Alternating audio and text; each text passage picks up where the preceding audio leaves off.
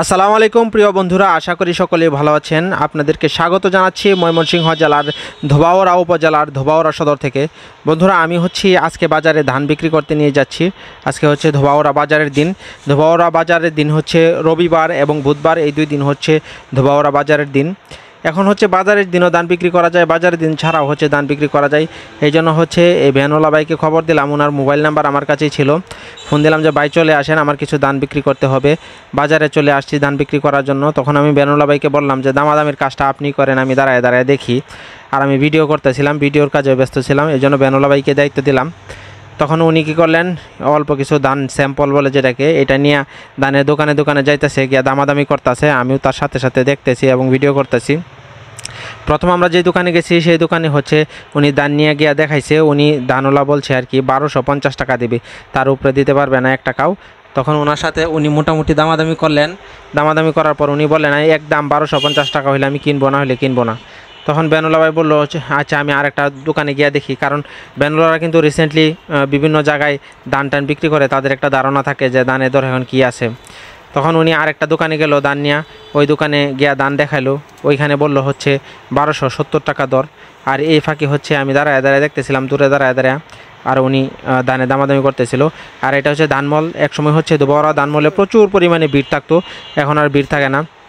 আমি যখন ছোটো ছিলাম তখন একদিন রাজীবপুরের দিদার ভাইয়ের সাইকেলের পিছনে আমি বসা ছিলাম, দিদার ভাই না, হাবিব ভাইয়ের সাইকেলের পিছনে আমি বসা ছিলাম, ধানমলের ভিতরে যাইতেছি। আমার পকেটে 14টা টাকা ছিল। তখন একটা লোক পকেট মার, আমার পকেট থেকে পকেট মেরে 14টা টাকা নিয়ে গেল। আমি দেখতেছি যে লোকটা আমার পকেট থেকে টাকাটা নিছে, পরে আর লোকটা নাই, উধাও হয়ে গেছে। আর ধানমলে এরকম ভিড় থাকতো, আগে অনেক ভিড় থাকতো, কিন্তু এখন আর ভিড় নাই, একদম ফাঁকা ময়দান। আজকে বাজারের দিন, এরপরে দেখেন বাজারে একদম ফাঁকা ময়দান। ধানমলে আগে কী করতো, লোকজন ধান নিয়ে বসে থাকতো, কিন্তু এখন আর ধান নিয়ে বসে থাকে না। যারা পাইকার আছে তাদের এখানে ধান নিয়ে বিক্রি করে দেয়। দেখতে পাচ্ছেন এখন আরেকটা দোকানে গেছে, ওই দোকানে দামাদামি করে আসছে, বলতেছে আরেকটা দোকানে দেখি। এখন যেই দোকানে আসছে এটা বাদল কাকার দোকান। বাদল কাকার ছেলে রাজু আমার বন্ধু, ক্লাসমেট, খুব কাছের বন্ধু রাজু আমার, সিঙ্গুরা বাড়ি। তখন বাদল কাকার দোকানে নিয়ে আসছে, এখানে 1260 টাকা দর বলছে। তখন উনি ভ্যানওয়ালা নিয়ে যাইতেছে যে 1270 টাকা যে দোকানে কিনতে চাইছিল ওই দোকানে নিয়ে যাইতেছে। তখন পেছন থেকে ডাক দিল, ঠিক আছে নিয়ে আসেন, 1270 টাকা দরই কিনবো। তখন কি করলো, ধানওয়ালাকে বললাম আচ্ছা ঠিক আছে এখানে দিয়ে দেন। তখন এই যে ভ্যানওয়ালা ভাই নামাইতেছে ধানগুলা। এখন এগুলো মিটারে মাপা হবে। আমাদের ধোবাউড়াতে এই ডিজিটাল মিটারের মাধ্যমে এই ধানগুলা মাপা হয়। এখন এখানে ধানগুলা মাপা হইতেছে। 1270 টাকা দরে বিক্রি করে দিছি। শুধু এই দোকান সেই দোকান ঘোরাঘুরি করার দরকার নাই, হয়তোবা ঘোরাঘুরি করলে মনে হয় 10 টাকা 5 টাকা বেশি পাওয়া যাইতে পারতো, কিন্তু আমার ইচ্ছা এত দামাদামি করা দরকার নাই। 10 টাকা আর 5 টাকাতে কী হবে। আচ্ছা যাই হোক, 10 টাকা কম আর বেশি, লাভ আর লস, হয় দোকানদার জিতছে নাহলে আমরা জিতছি, কোনো সমস্যা নাই। ধান বিক্রি করে দিলাম বাদল কাকার দোকানে।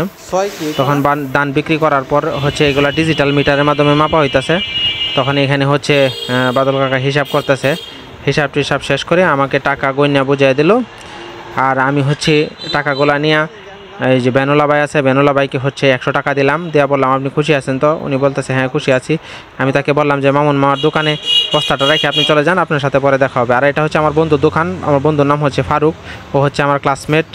আর এটা ধোবাউড়া বাজারের অনেক পুরাতন যে হোটেলগুলো আছে, বাতের হোটেল, হজরতের হোটেল। ধোবাউড়া বাজারে যে সবচাইতে পুরাতন হোটেলগুলো আছে তাদের মধ্যে একটা হোটেল হজরতের হোটেল, আর এটাই সেই হজরতের হোটেল। এই দোকানে একসময় অনেক ধরনের মিষ্টি, তারপরে গজা, জিলাপি, তারপরে সমোচা, সিঙ্গারা, অনেক কিছুই পাওয়া যেত, কিন্তু এখন আর তেমন কিছু পাওয়া যায় না, স্বাভাবিকভাবেই চলতেছে। ওনার কোনো কর্মচারী এখন নাই গিয়া। তারপরে চলে গেলাম পেঁয়াজ রসুনের দোকানে, আমাকে কিছু পেঁয়াজ কিনতে হবে। পেঁয়াজওয়ালা ভাইকে বললাম আমাকে কিছু পেঁয়াজ দেন। কত টাকা কেজি পেঁয়াজ? উনি বললো 100 টাকা কেজি। তারপর বললাম যে 1 কেজি পেঁয়াজ দেন। আমি যেহেতু ভিডিও করতেছি, ভিডিও করলে গ্রামের মানুষজন তাকায় তাকায় দেখে যে কী কারণে ভিডিও করতেছি। তখন পেঁয়াজওয়ালা ভাই দেখতেছে আমি ভিডিও করতেছি, আর উনি পেঁয়াজ মাপতেছে। আবার অনেকে প্রশ্নও করে যে ভাই কী কারণে ভিডিও করেন আপনি? আমি তখন বলি যে আমার তো ফেসবুক পেজ আছে, ইউটিউব চ্যানেল আছে, এই জন্য ভিডিও করি। অবশ্য ধোবাউড়াতে অনেকে জানে, অনেকে আমার ভিডিও দেখে। এই যে এই দোকান থেকে পান কিনতেছি, হ্যাঁ পান কিনলাম, তারপরে চলে গেলাম কাঁচামরিচ কেনার জন্য। এখান থেকে কাঁচামরিচ কিনলাম, তারপরে লেবু কিনলাম। আমি শাকসবজি কিছু কিনবো, এই জন্য শাকসবজি মলে গেলাম। শাকসবজি মলে গিয়ে দেখি যে পছন্দ মতো শাকসবজি নাই। পছন্দ হচ্ছে সবচেয়ে বড় কথা হচ্ছে দামের বিষয়। আগে যে শাকসবজির দাম যে ছিল আর এখন শাকসবজির দাম আকাশ পাতাল বেড়ে গেছে, অনেক বেশি দাম হয়ে গেছে শাকসবজির দাম এত বেশি হয়েছে। আমি যদিও বা একটা সবজি বাগান করছি, অনেক শাকসবজি আমাকে কিনতে হয় না। দেখতে পারতেছেন একটা লাউয়ের দোকানে গেছি, লাউয়ের দোকানে গিয়ে দেখি যে লাউ কত করে।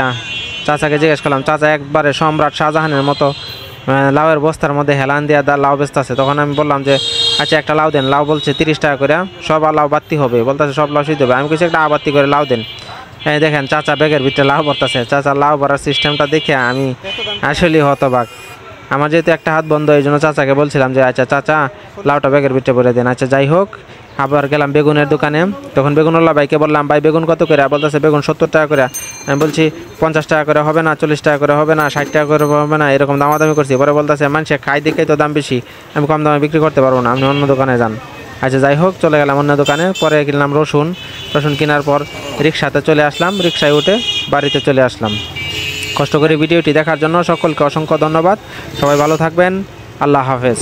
আর অবশ্যই আমার ভিডিওটি লাইক, কমেন্ট এবং শেয়ার করে আমার পাশেই থাকবেন। আসসালামু আলাইকুম।